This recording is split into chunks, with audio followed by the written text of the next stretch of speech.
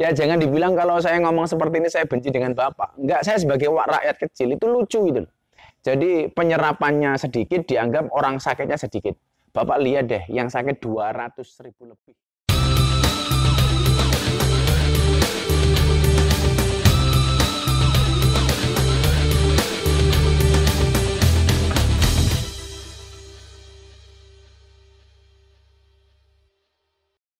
Assalamualaikum warahmatullahi wabarakatuh. Berjumpa lagi di Ghibah, Gus Miftah Membedah.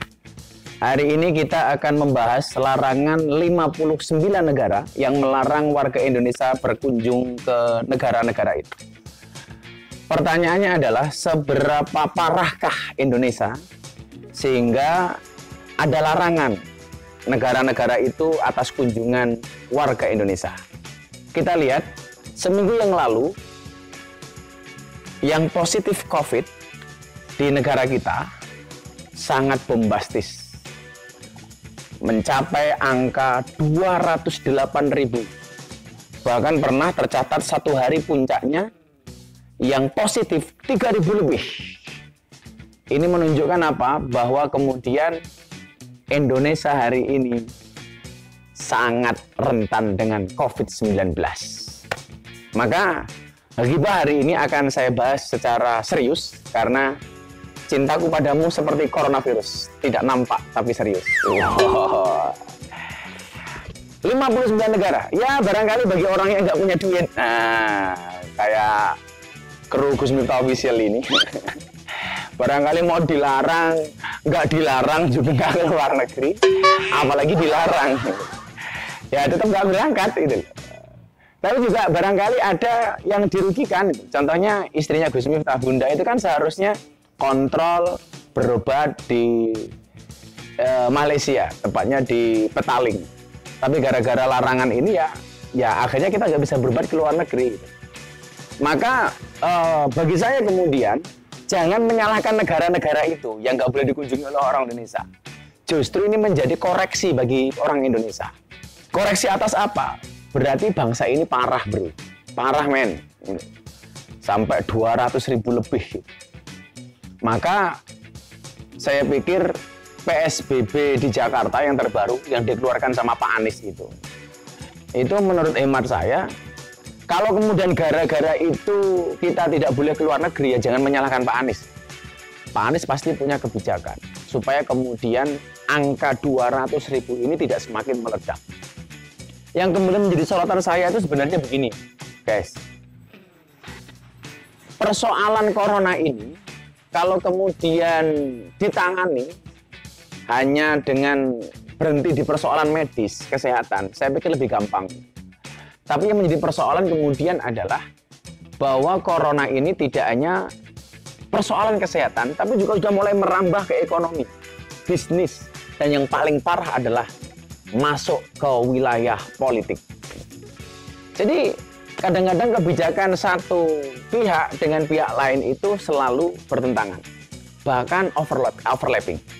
Contoh barangkali keinginan Pak Presiden, Pak Jokowi dengan menterinya ini tidak selaras dengan kebijakan Presiden. Maka kita masih ingat ketika Menteri Kesehatan ditegur langsung sama Presiden karena penyerapan anggaran yang begitu sangat rendah. Dan lucunya apa ketika Menteri Kesehatannya ditanya, Pak kenapa penyerapannya begitu rendah? Jawabannya, ya kalau penyerapannya rendah berarti yang sakit sedikit. Aduh Pak please deh. Ini jadi apa ya, ini Menteri Kesehatan apa tukang dagel apa ya itu loh. Jadi ya jangan dibilang kalau saya ngomong seperti ini saya benci dengan Bapak. Enggak, saya sebagai rakyat kecil itu lucu itu. Jadi penyerapannya sedikit dianggap orang sakitnya sedikit. Bapak lihat deh, yang sakit 200.000 lebih yang terpapar COVID positif. Maka ini jangan kemudian diremehkan, Pak. Jadi saya melihat aspek politis ini jauh cenderung lebih dominan daripada aspek medis itu sendiri.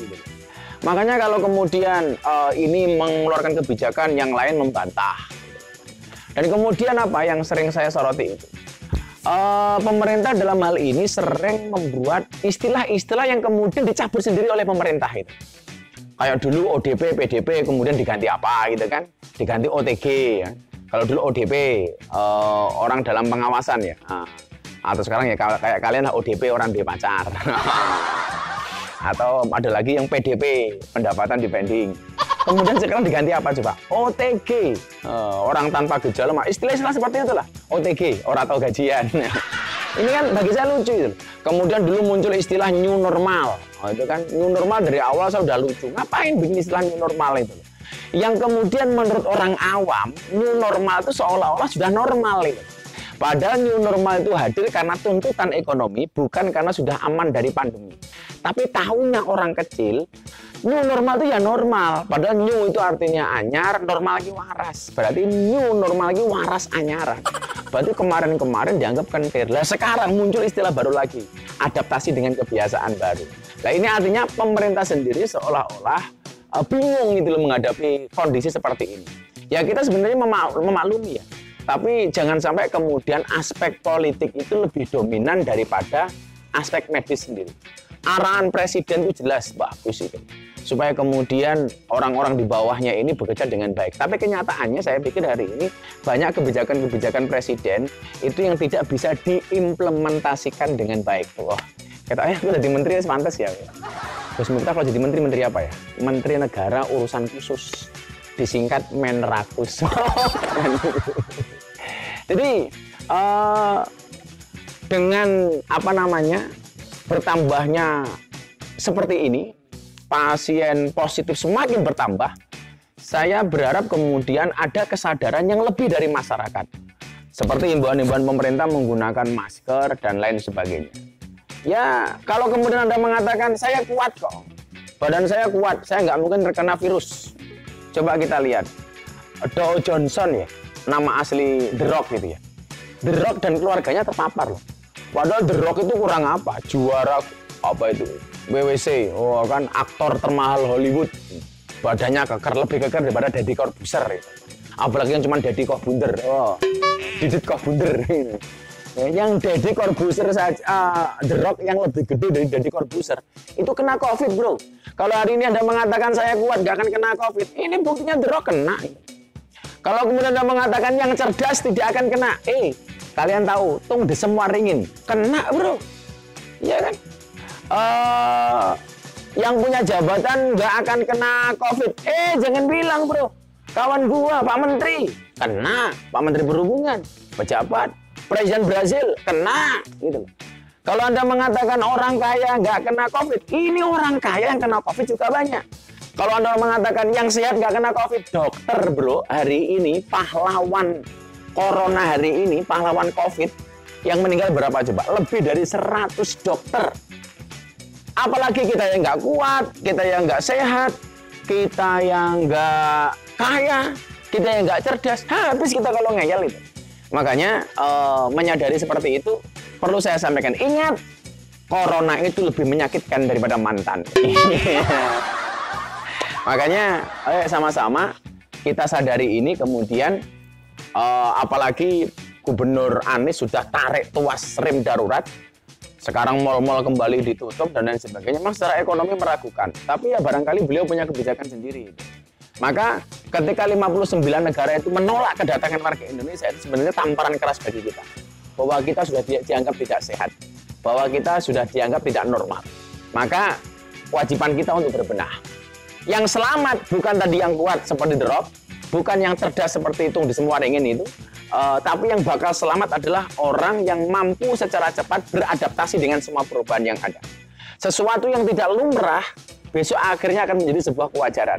Yang dulunya kita keluar rumah tanpa masker, menggunakan masker dianggap sesuatu yang lucu, maka sekarang sebagai sebuah kewajaran, bahkan keharusan. Yang kita sering cuci tangan, dulu barangkali ketika hanya mau makan, sekarang setiap saat perlu kita lakukan. Maka saya meyakini yang akan selamat menghadapi pandemi ini, bukan orang yang kuat, bukan orang yang sehat, bukan orang yang kaya, bukan orang yang cerdas atau smart, tetapi orang yang mampu beradaptasi dengan segala perubahan yang ada. Ingat, hari ini kita hidup di satu zaman di mana zaman sekarang seperti permainan gobak sodor. Anda tahu permainan gobak sodor? Permainan gobak sodor itu peraturannya hanya dua. Yang pertama, kepegang mati, keluar mati. Jadi kalau hari ini kita nggak hati-hati, ya seperti gobak sodor. Bahkan saya sering guyon, hari ini kita hidup di satu zaman di mana orang kentut lebih dihargai daripada orang batuk. Ya, akhirnya Mari kita sama-sama berdoa kepada Tuhannya corona, supaya corona segera dihilangkan. Jangan sampai gara-gara corona kita kehilangan Tuhan. Dan mudah-mudahan corona segera minggat, sehingga semesta ini segera membaik. Demikian Ghibah kali ini. Gus Miftah membedah. Mudah-mudahan mampu menambah wawasan kita. Kalian mau bilang sok tahu? Sakarepmu dasar teman. Terima kasih. Assalamualaikum warahmatullahi wabarakatuh.